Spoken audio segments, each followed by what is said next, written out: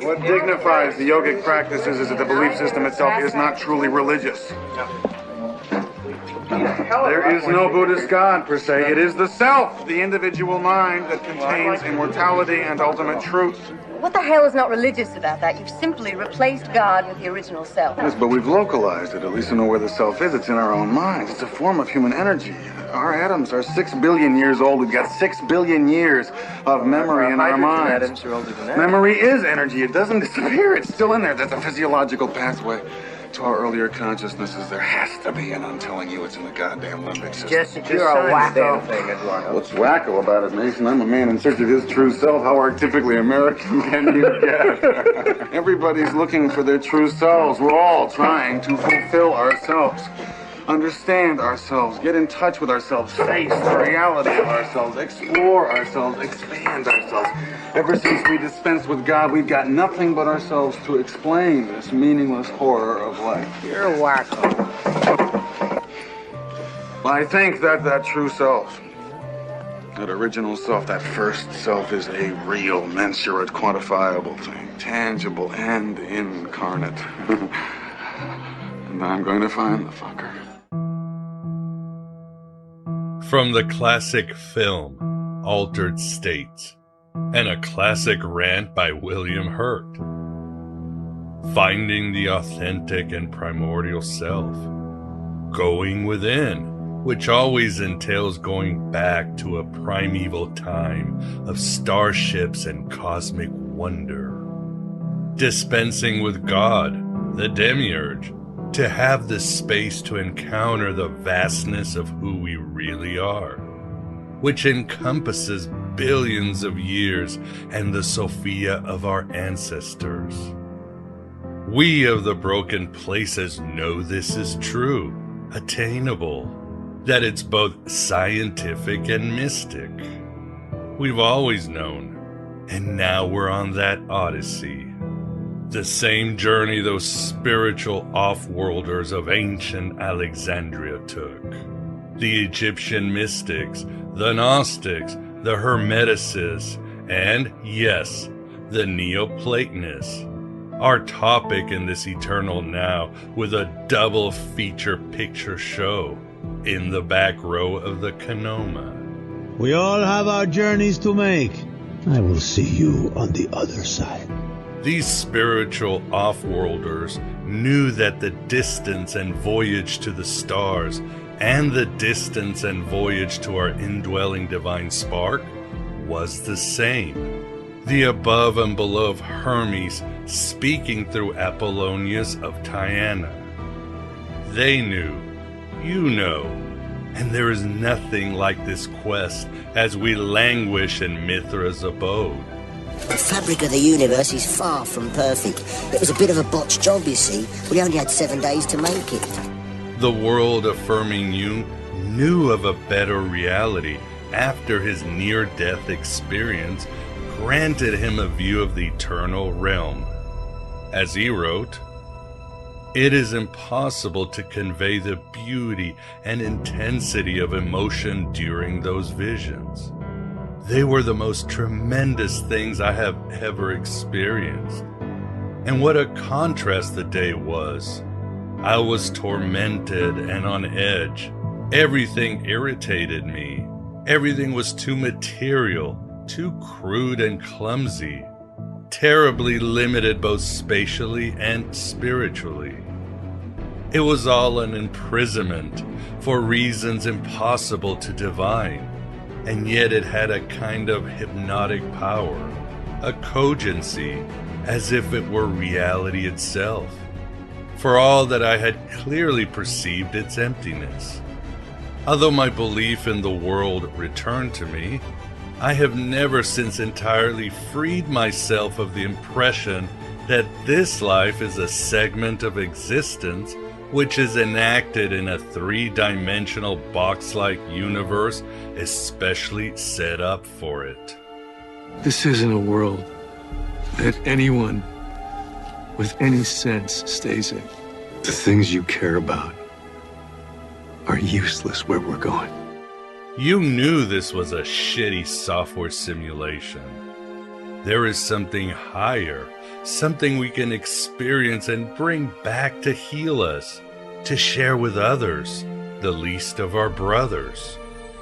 And thus, here at Aeon Byte, with your host Miguel Connor, we continue to tap into the eldritch tech of those spiritual off-worlders of ancient Alexandria, here at the virtual Alexandria. Welcome, welcome you veterans of 1,000 psychic wars, and you Johnny Cash bodhisattvas. It's time we found out who we are and what reality is not. As Dreamtime returns and civilization collapses, as so many fluid apocalypses happen in the desert of the real, you are better equipped than meat sacks in navigating this age of Hermes, this Philip K. Dick world, these fucking Gnostic times. But like every one of the superstates that preceded it, it has one iron rule. Logic is an enemy and truth is a menace. My dad said the two-party system works. Well, Ernie, that's because your dad is a whore for the establishment. Heresy shouldn't be this much fun, but it is, it just is. Especially when we have the means to find our authentic, divine self in this terra damnata. Ernest Hemingway once wrote, "The world is a fine place and worth fighting for." I agree with the second part. I mean, things are getting worse here, wouldn't you agree? Yaldi Baldi and his angels really have dialed up the crazy, and we shining crazy diamonds are getting hammered. Furthermore, the meat sacks are collapsing into a Borg-like mass, a Cronenberg of doublespeak eager for jackboot curb kicks. Bringing in Jung again, he did say, "No doubts can exist in the herd. The bigger the crowd, the better the truth, and the greater the catastrophe." But has it ever occurred to you, Wally, that the process that creates this boredom that we see in the world now may very well be a self-perpetuating, unconscious form of brainwashing created by a world totalitarian government based on money? And it's not just a question of individual survival, Wally, but that somebody who's bored is asleep, and somebody who's asleep will not say no? It was Lao Tzu who said the more laws we pass, the more outlaws we create. And as the Chinese proverb goes, laws are useless when men are pure, unenforceable when men are corrupt. There are, of course, those who do not want us to speak. Where there is fire, we will carry gasoline. We are drowning in laws, in misinformation, in mass media gaslighting. We can't trust the rulers of this age. It reminds me of that old Jewish story where the demiurge wants to bully a righteous rabbi. He can't, though, because the rabbi has memorized all the names of the angels. By cosmic law, he was off limits. Guess what the Almighty did? He simply changed the names of the angels and then tormented the rabbi. Let me give you a little inside information about God. He sets the rules in opposition. It's the goof of all time. Look, but don't touch. And while you're jumping from one foot to the next, what is he doing? He's laughing his sick fucking ass off. He's a tight ass. He's a sadist. That's the world we live in, ruled by that grifting wickedness in high places, eternally moving the reality goalposts. But hey, all history is a Gnostic revelation. Some have speculated Atlantis began as a rebellion against Olympus. The first version of the Matrix is the greatest allegory in all philosophy, Plato's cave. Perhaps the most famous ancient myth is Prometheus, where the Titan and Athena, Sophia, steal fire, Gnosis, from the gods for the humans. The greatest epic ever is arguably Homer's Odyssey, which is about Ellen, a cipher for the soul or Sophia, being stolen away to an alien realm.